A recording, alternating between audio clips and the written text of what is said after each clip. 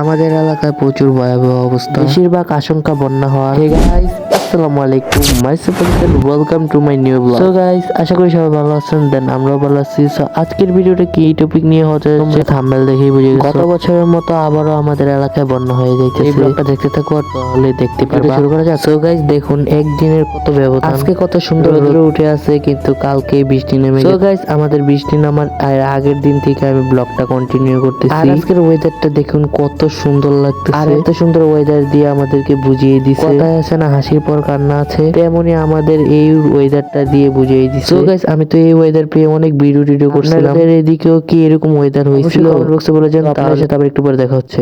দেখুন আজকে কত সুন্দর ওয়েদারটা। আমি ডাইরেক্ট নিচ থেকে একবার ছাদে উঠে গেছি, আর সূর্যটা দেখুন কত সুন্দর লাগতেছে, একবারে তো অনেক সুন্দর লাগতেছে। আসলে আমি এই ওয়েদার পেয়ে বুঝতেছি মনে হয় বিদেশে চলে আসছি। দেখুন মেঘগুলো কত সুন্দর লাগতেছে, আমাদের ছাদের থেকে অনেক ভিউটা সুন্দর লাগতেছে। আর আমাদের ব্রাহ্মণপাড়া সিটিটা প্রচুর, আর আমাদের ব্রাহ্মণপাড়া এলাকাটা সবটা দেখা যাচ্ছে আমাদের। আর এখানে একটা কৃষ্ণচূড়া গাছও আছে। ওয়েদারটা প্রচুর সুন্দর লাগতেছে। সো গাইস, আপনার সাথে আবার একটু পরে দেখা হচ্ছে।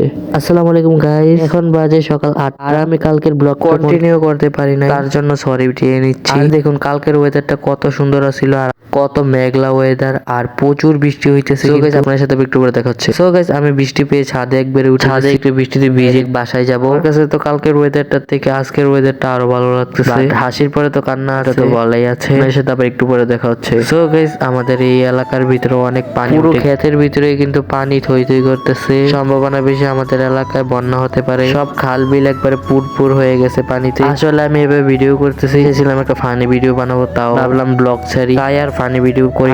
যারা ফানি ভিডিও দেখতে চান অবশ্যই বলে কমেন্টে বলে যান, তাহলে আমরা চেষ্টা করব ফানি ভিডিও বানানোর। সো গাইস, আমাদের এলাকায় প্রচুর বৃষ্টি হয়েছে, তাই দেখুন সব ক্ষেতের ভিতরে পানি উঠে গেছে। অনেক ভয় লাগতেছে, ওই 24 সালের মতো আবার নিয়ে পানি উঠে যায়। দেখতে থাকুন পুরো ব্লগটা, আর দেখুন কত সুন্দর লাগছে। আর অনেকজনের ক্ষেতের ভিতরে ধান আছে, এগুলো অনেক ক্ষতি হইতেছে। আর আমি যতটুকু পারতেছি অবশ্যই দেখাইতে যাইতেছি। আর কালকের ওয়েদারটা কত সুন্দর ছিল, আর আজকে দেখুন কত জনের ক্ষতি টতি করে গেছে। দেখুন দেখুন পুরোপুরি কিন্তু পানি উঠে গেছে, একবারে ক্ষেতের ভিতরে পুরপুর হয়ে গেছে। আর আজকেও আমি বয়সটা দিতেছি, আজকেও বৃষ্টি হইতেছে। এরকম যদি টানা বৃষ্টি হইতে থাকে আরো পানি বাড়তে থাকবে। বেশিরভাগ সম্ভাবনা ফেনী, নোয়াখালী আর কুমিল্লা। 24 সালেও কিন্তু এভাবে পানি বেড়া শুরু করছিল। যারা যারা আমার ব্লগ গুলা দেখেন তারা অবশ্যই দেখে গেছেন 2024 সালের বন্যাটা। এবারও মনে হয় বন্যা হইতে পারে। আর যদি বন্যা হয় অবশ্যই আপনাদেরকে দেখানোর চেষ্টা করবো। সাথে আবার একটু পরে দেখা হচ্ছে। সো গাইস, ব্লগটা এতটুকু। আর অবশ্যই কমেন্ট বক্সে বলে যান কেমন হয়েছে। যারা গরু বাজারের ব্লগ দেখতেছেন অবশ্যই কমেন্ট বক্সে বলে যান, তাহলে আমি নিশ্চয়ই বানাবো। সাবস্ক্রাইব করতে বলবেন না। আল্লাহ হাফেজ।